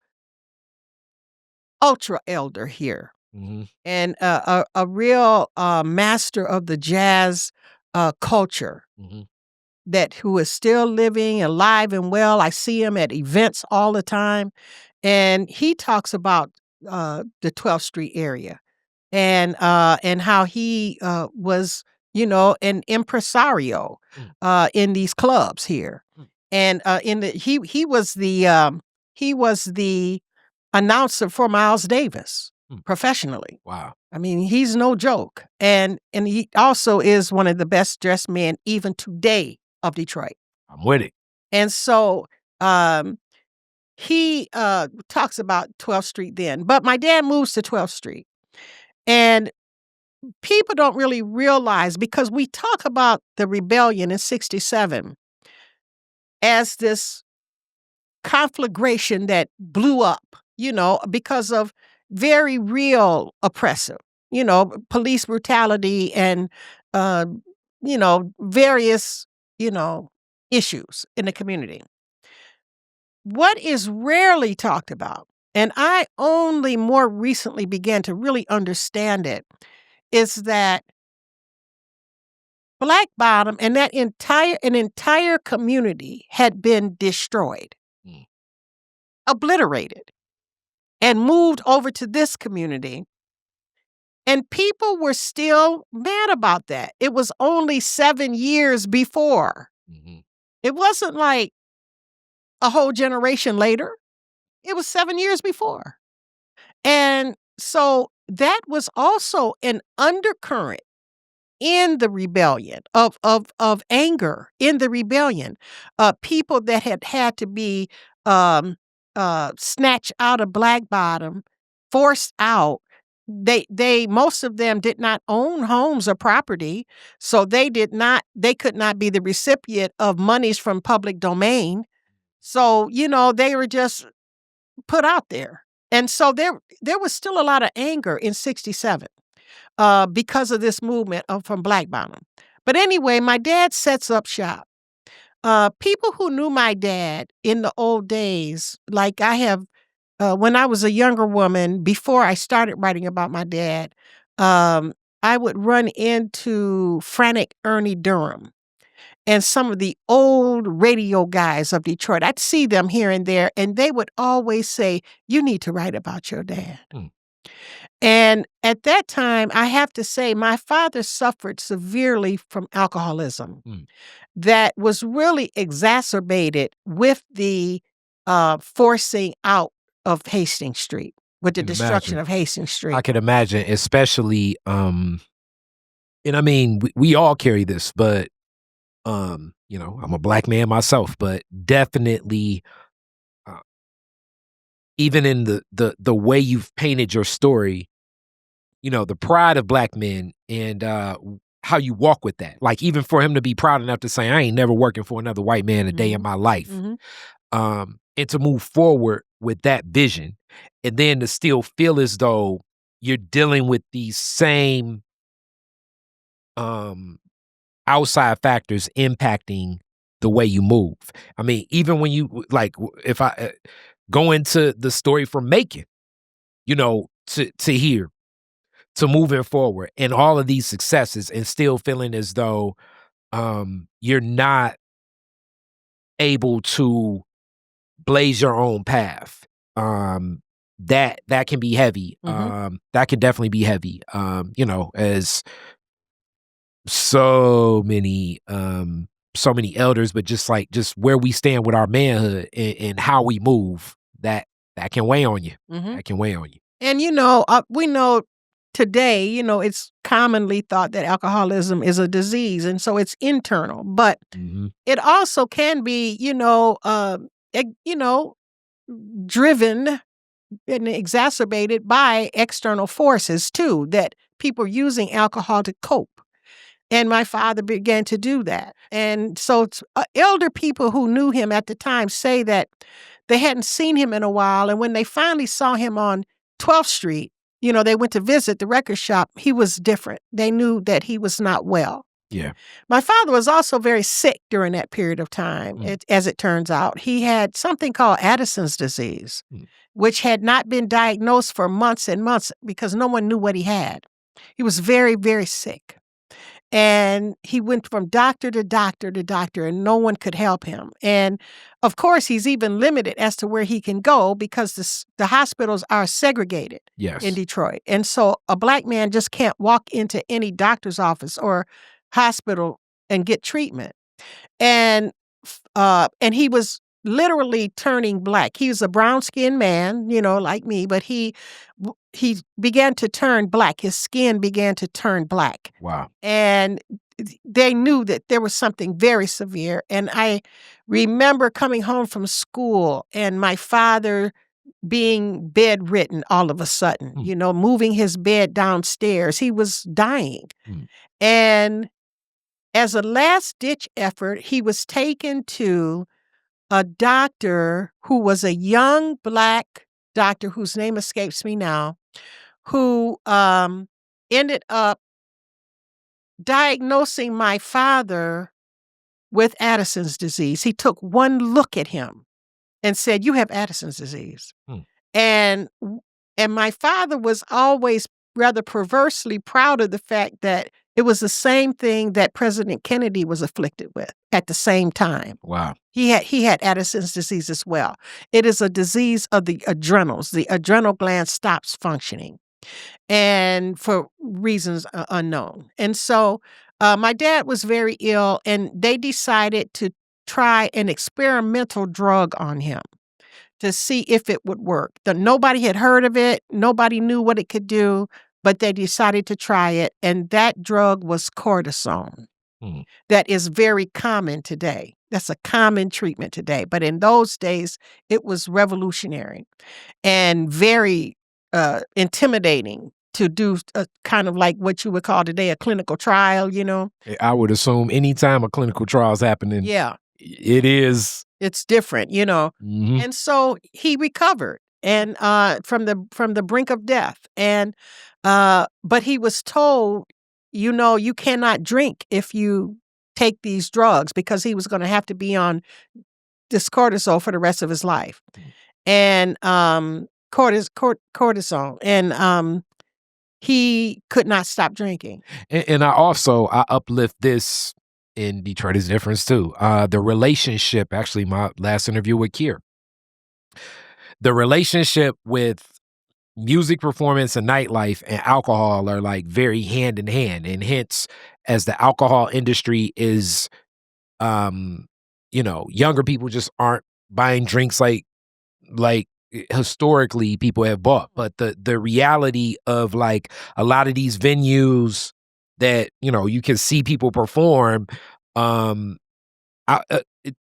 alcohol plays a heavy role because the thought process is like, you can take this bottle that may cost $40, and I can sell, $25, $10 shots in. Now I can pay the band, I can keep lights going and all of these things. But, if you're going to be in the nightlife industry, the probability of, and not just alcohol, but even food, and I'm talking, this is like comedians, performers, like it's just hand in hand. It will be in front of you. So moving, especially like as a promoting blues artist and stuff, like it's there. You know what I'm saying? So I just when my father moved to 12th Street, the culture was so different. You made reference to the Jewish part of the 12th Street story. It is true. It was a Jewish community largely. And one of the reasons why Blacks began to populate that particular area is that the restrictive covenants that were common in Detroit deeds, that was language that said that Black people, that if you bought a house and you signed a deed, the deed would say, "I hereby agree that I will not sell my house to this Black person, this Jewish person, this whoever it is that they've designated as non-white that they don't want there. It still stands on the covenant of both deeds to the properties I own. Yes, yes, and it still appears in the deeds. It's Mhm. just no longer legally enforceable because Yes. of laws that have been changed. And so, in those days, however, this was very common. And the Jews that were a part of the Hastings Street community made decisions that they were not going to honor those restrictive covenants.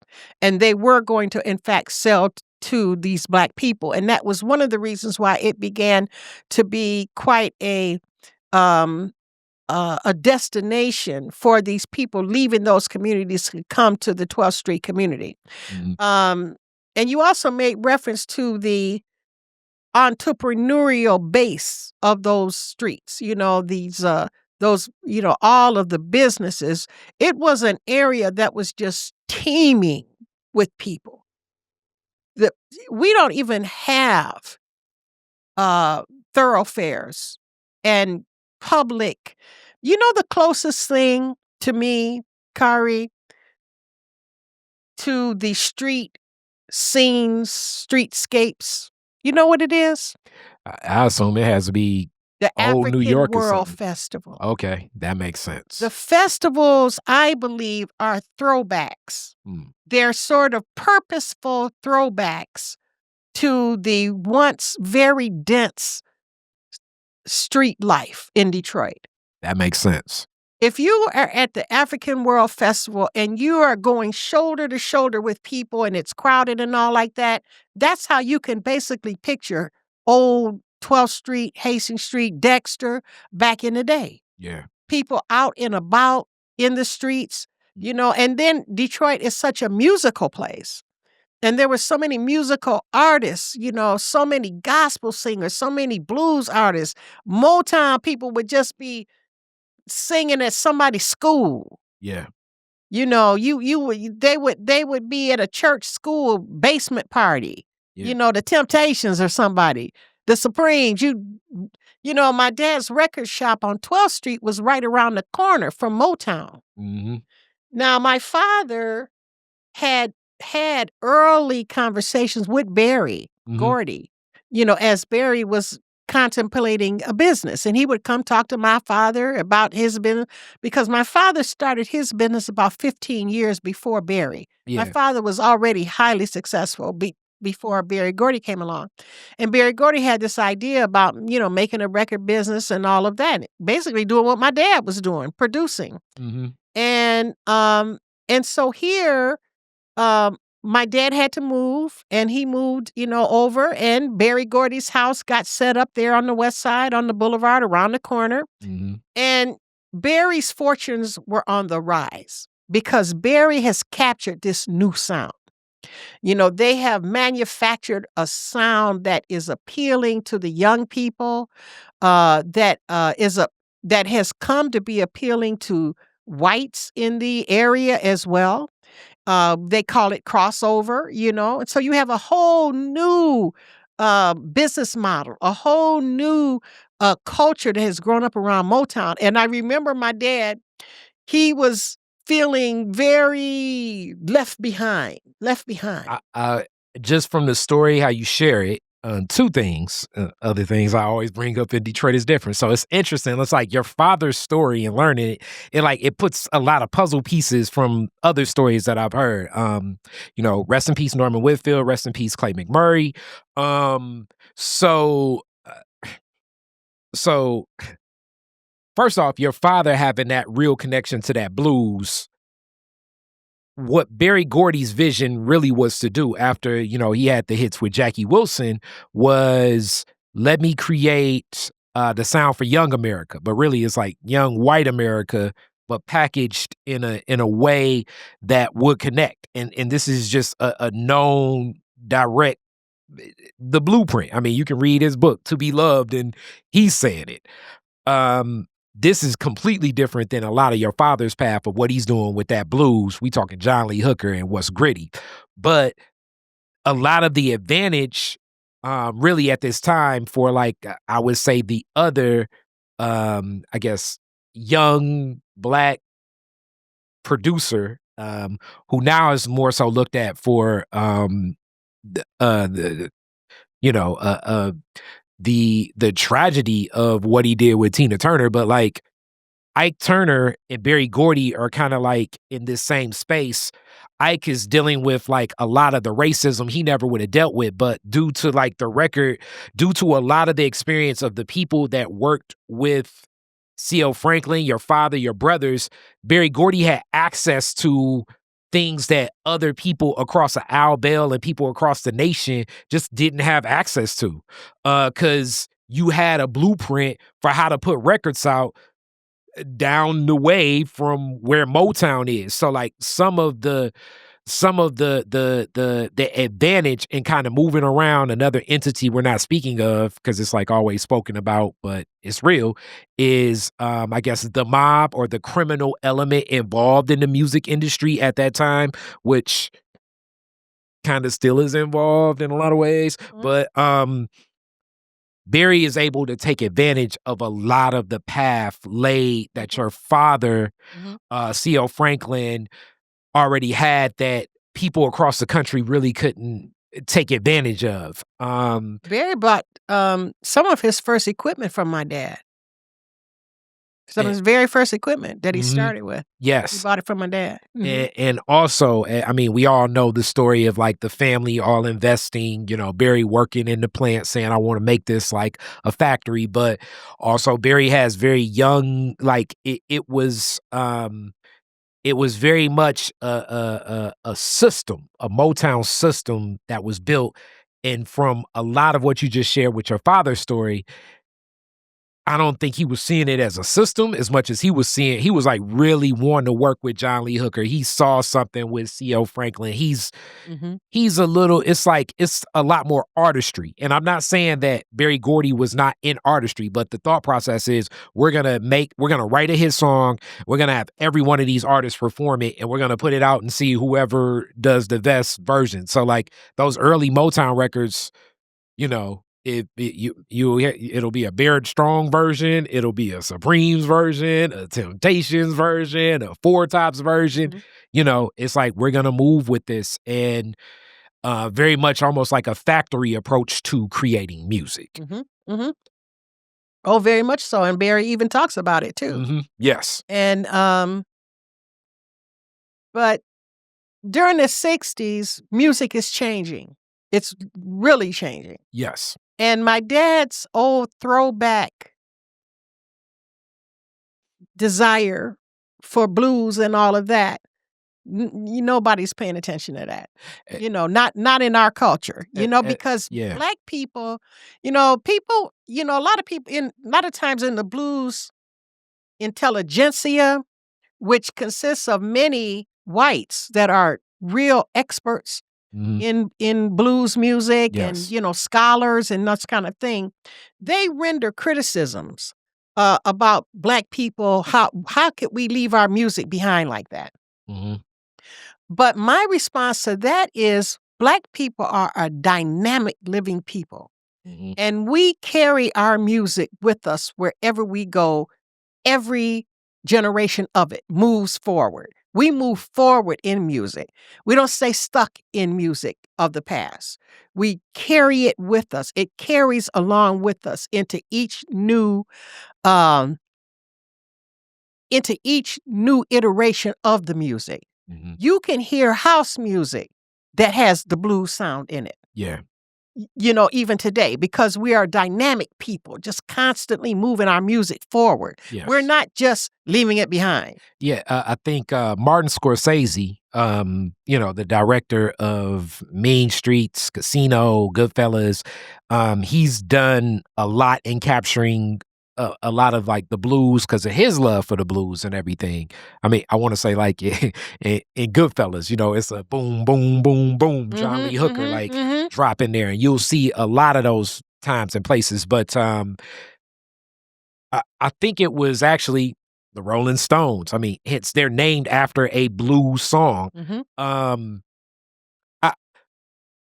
it connects differently. Mhm. Even like when Thornetta Davis says, she was like, okay, at first it's like I think it's a different appreciation and it's really how it's presented, but blues is so ever present in all of American music because it's the root 'Cause of it is all American American music. music. It's the root of everything. So Right. it's like it all kind of like any tree is gonna Yeah. end up back to blues because Right. it starts there. Right.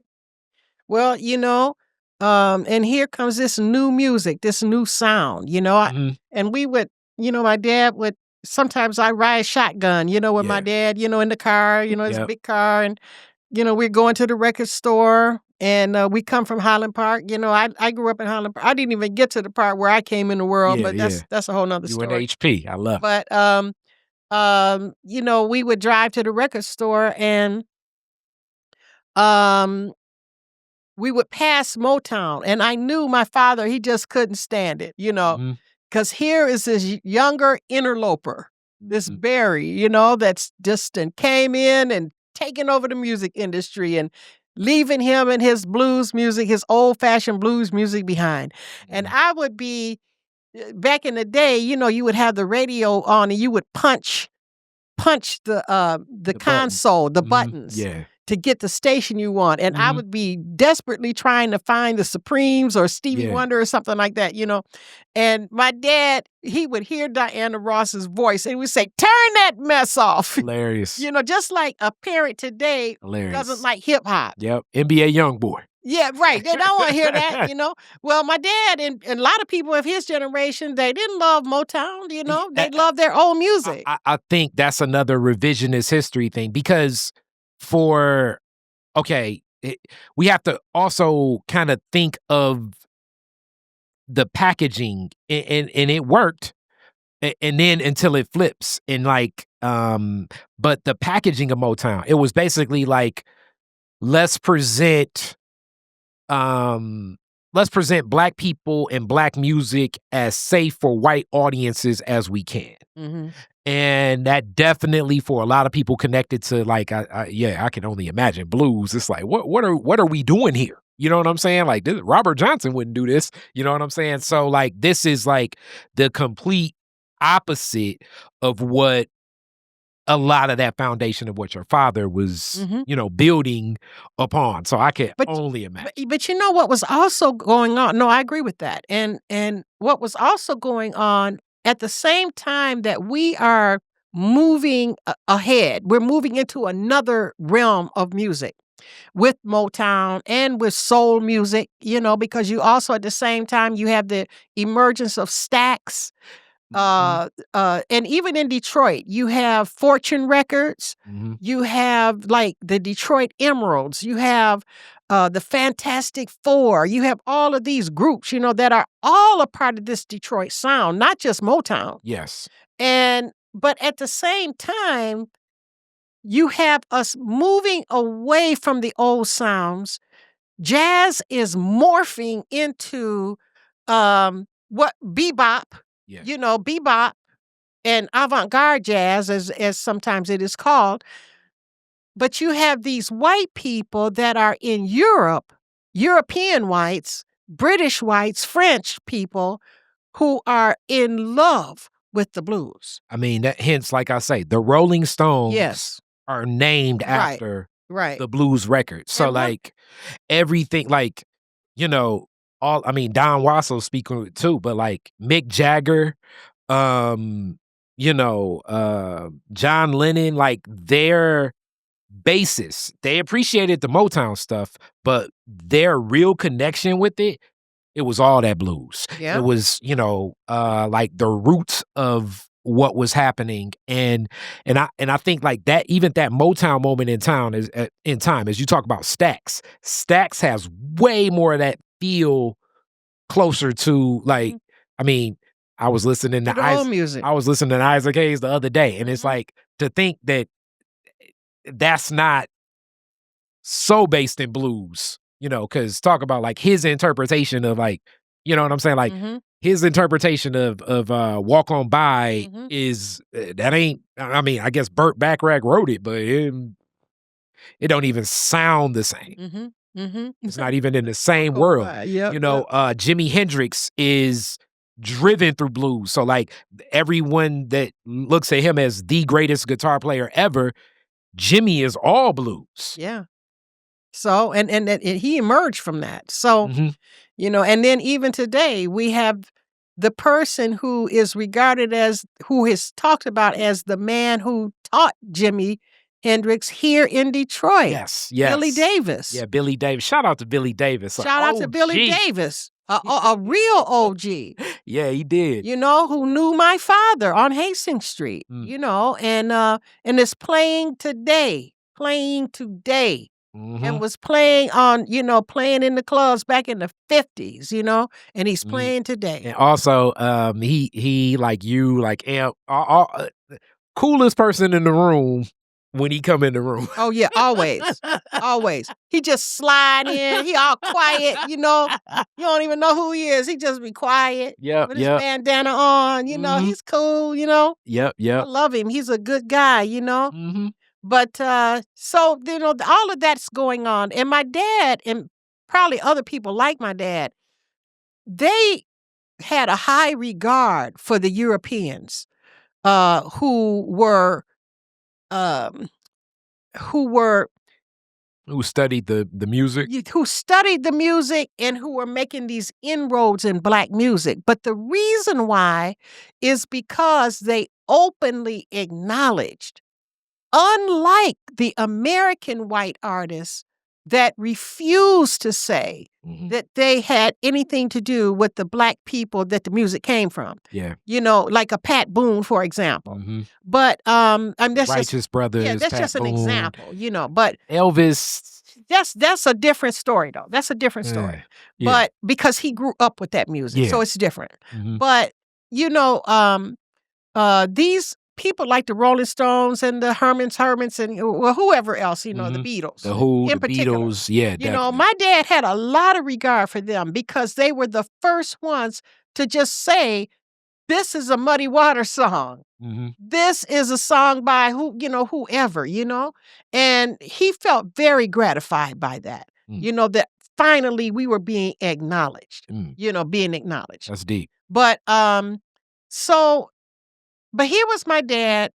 His fortunes are waning. His store has been moved. He can't recreate the old times of Hastings Street on Yeah. 12th Street. You got a different culture there, A different feel, a different feel, time. a different class Mhm. aspects there, Yeah. because now you have Blacks affluent enough to live in proximity to that community. In the Boston Edison neighborhood, Blacks have now been living in Boston Edison, so you have a Mhm. certain class stratification. Yeah. You have a certain different desire to get, people like, I don't want to listen to old blues, Yeah.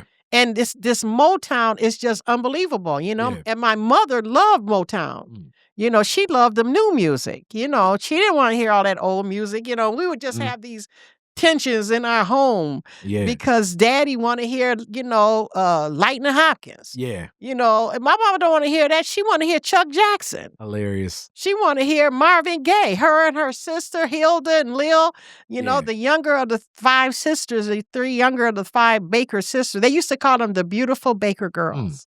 They were just beautiful women. Mhm. And there were five sisters, they had grown up on the ABC streets. Okay. And the younger three, the older two were more quieter Mhm.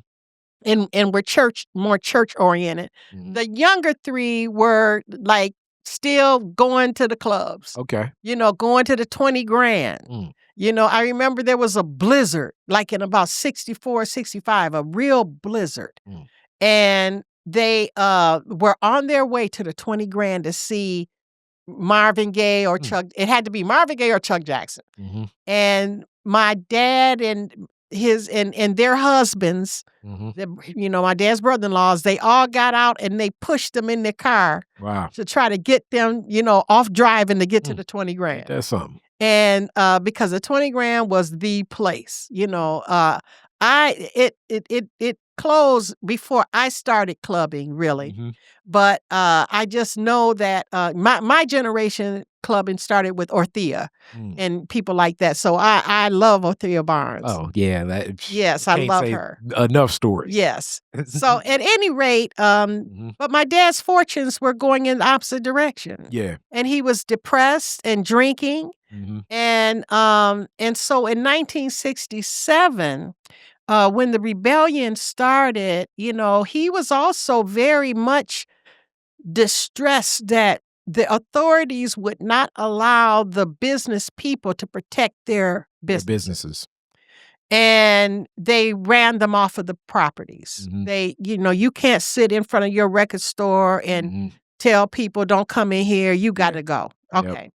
And so, long story short, he ends up, the record shop ends up being destroyed in the rebellion. But in a certain sense, it was not destroyed in the rebellion because my dad tried to reopen after it was open, after that week of the rebellion, he tried to go back and open it.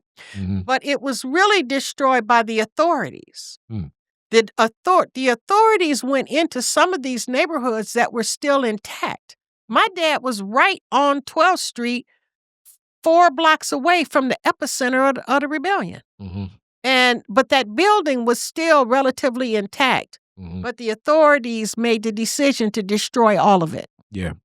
And so now you have a whole nother community destroyed. Yep. And so people will say, well, you burn up your own neighborhoods. But I have heard too many stories, and I was there, during those days of that rebellion in which, they were allowed to burn. Mhm. They were just, police officers said, hey, let it burn. Mhm. Let it burn, you know? And so at any rate, the record shop had to close after 67, after the rebellion. And my dad proceeded to drink himself to death. Mm. That's just the simple Mm. way to say it. Mm.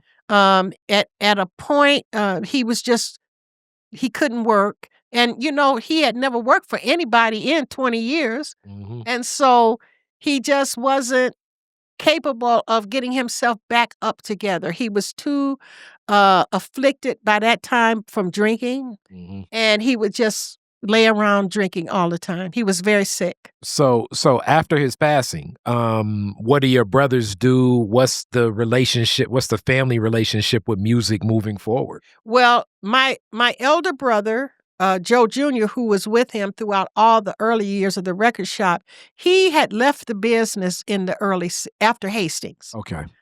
Because he had a family that he wanted to support and all of that. And he didn't make the transition into the 12th Street store. Mhm. A little bit because myself and my brother, we are kids, Mhm. and now we can help dad in the store. So he didn't have the same dependence on Joe Jr. as he once did.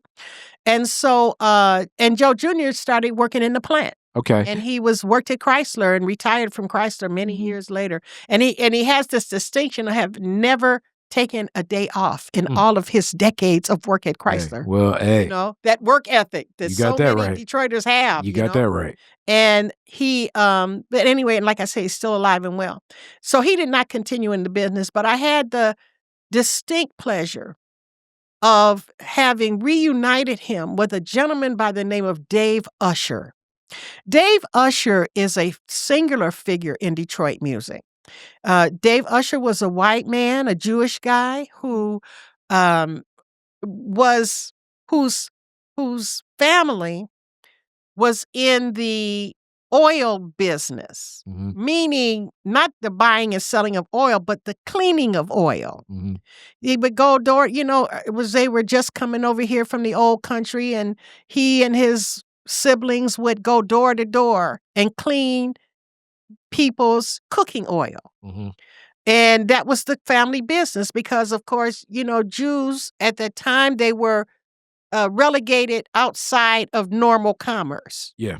Because of discrimination. They would not allow them to get the big jobs and the big positions and industries and all of that. So they had to make a way out of no way.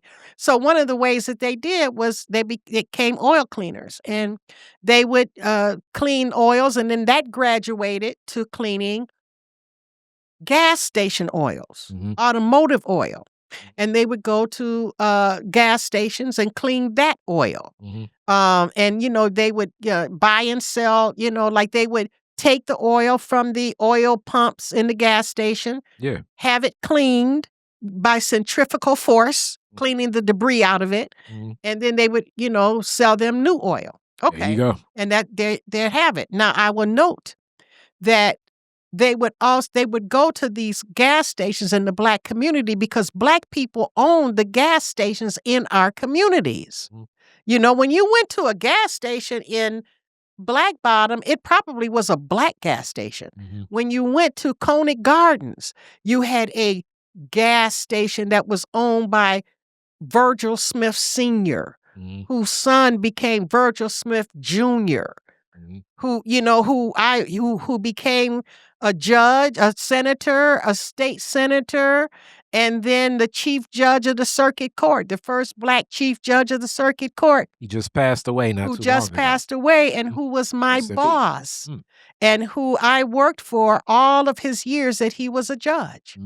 And so, and I was the head of his staff as the chief judge in the circuit court. I'm sure you got some stories from that. I do. I got a whole life too, We can't even get to that. But the thing about it is that I just mentioned him. I just wanted to shout him out as one of the seminal families of business owners that were in the gas station business. Okay.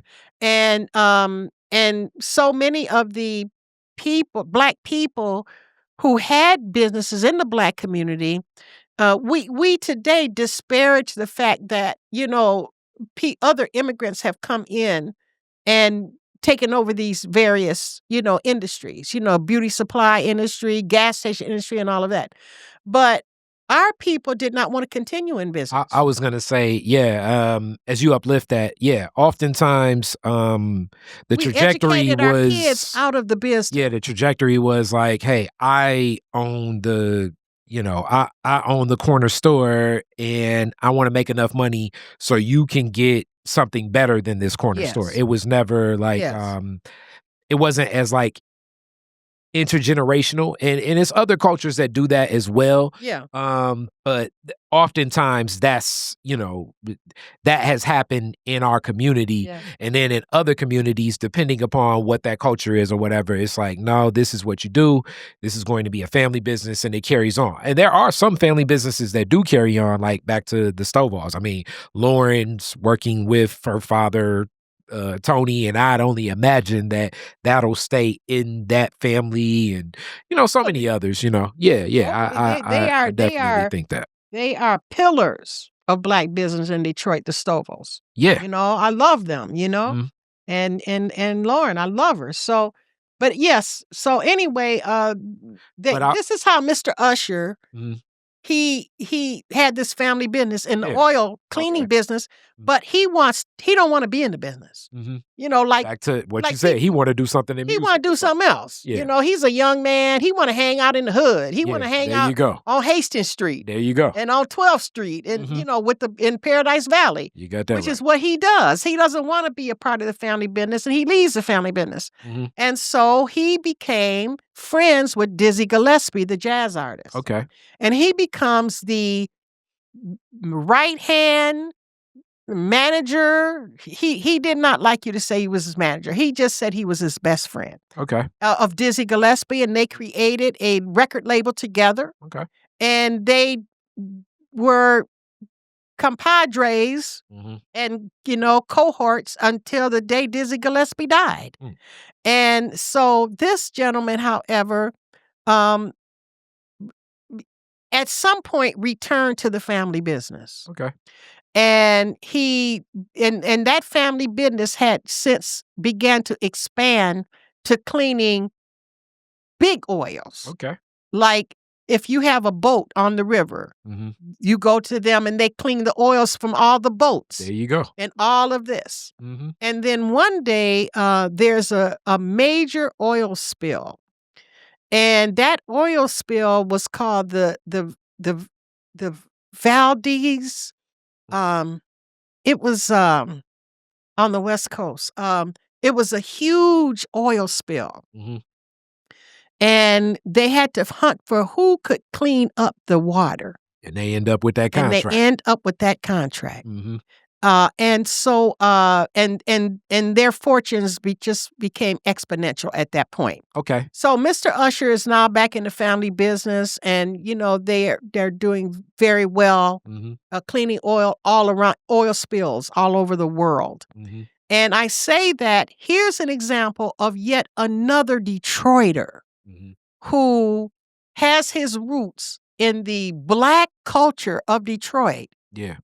And is internationally renowned for cleaning oil spills internationally. Okay. Now, as we get to a close, and I got to bring you back, but I'm going to get to a close now because this is a rich interview. I loved so much of the story that you shared with your father, but I definitely still just have this question of, did anyone, because you mentioned your brother did not, your older brother, did you or your younger brother, did anybody ever pick up the record store business ever again? No. No. And I mentioned Dave Usher because in my father's years of decline after the rebellion, when he was just drinking himself to death, Dave Usher reached out to my father, who had known my father, and wanted to help him. And at my brother's asking, my older brother, went to Dave Usher and said, "You got to help my dad," And he tried to, give him employment, but he couldn't work. He just could not work, Yeah. But I just said that because I wanted to shout out the name of Dave Usher, who was also another great Detroiter in the music business. Okay. And he was a beautiful man. And, but yes, none of my brothers, well, I will say this. My older brother, Joe Jr., did not carry on in the business, although he has maintained relationships with people. No, his memories. Okay.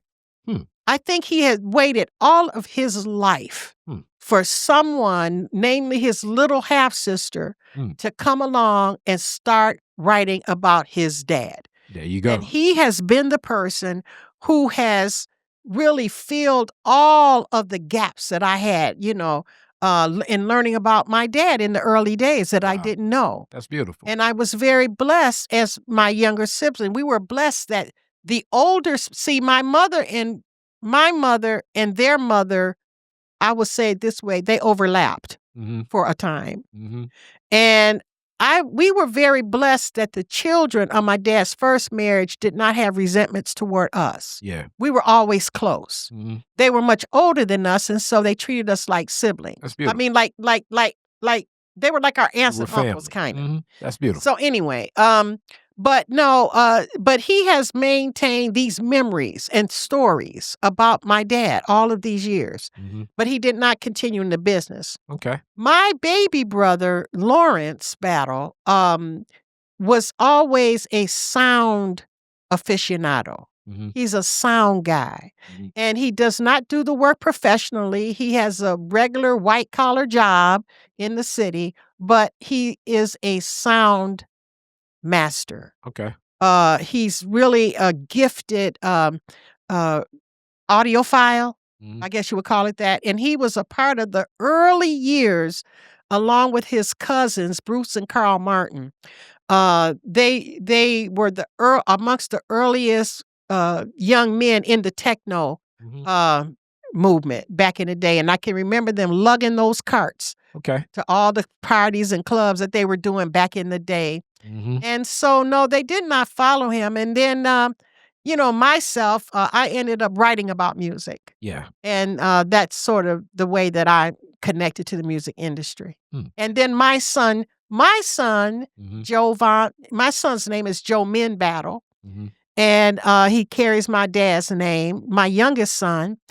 And he has continued in the record business, in the music business. He's what's called a big stadium producer. Okay. And he produces the big shows of all the major big acts. And he was for many years tour manager to the Eagles, Jada Smith, and he worked for the Will Smith organization. And but now he wants to stay put. He didn't want to be on the road anymore, and so he's located on the West Coast, and he's vice president of a major production company in California. That's beautiful. So he's the one that has carried on the music business legacy directly. Okay.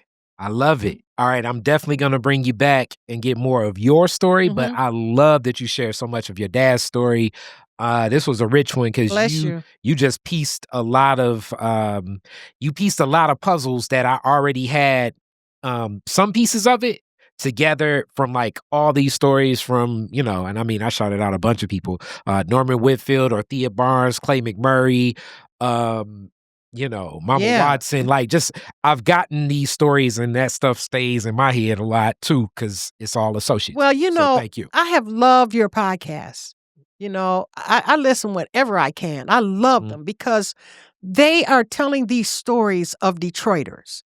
And in Detroit, I always say we have 1 degree of separation, not 6. 1 degree. And we have all of these connections with each other. And so I love your story, your podcast, because you're always bringing on people that are connecting dots and talking about these untold stories, that exist in the city that have been basically ignored often, by the major media. And so I have really been very, very honored to be a part of this, to add my voice to the stories. Oh, yeah. I love it. I love it. Yeah, your dad is definitely going on the list of most interesting people for so many reasons. Yeah, bless you, bless you, bless you. And then I can tell you about me next time. All right, I love it. Thank you so much. Thank you, thank you, All thank right. you. Bless you. All right, Peace. all right.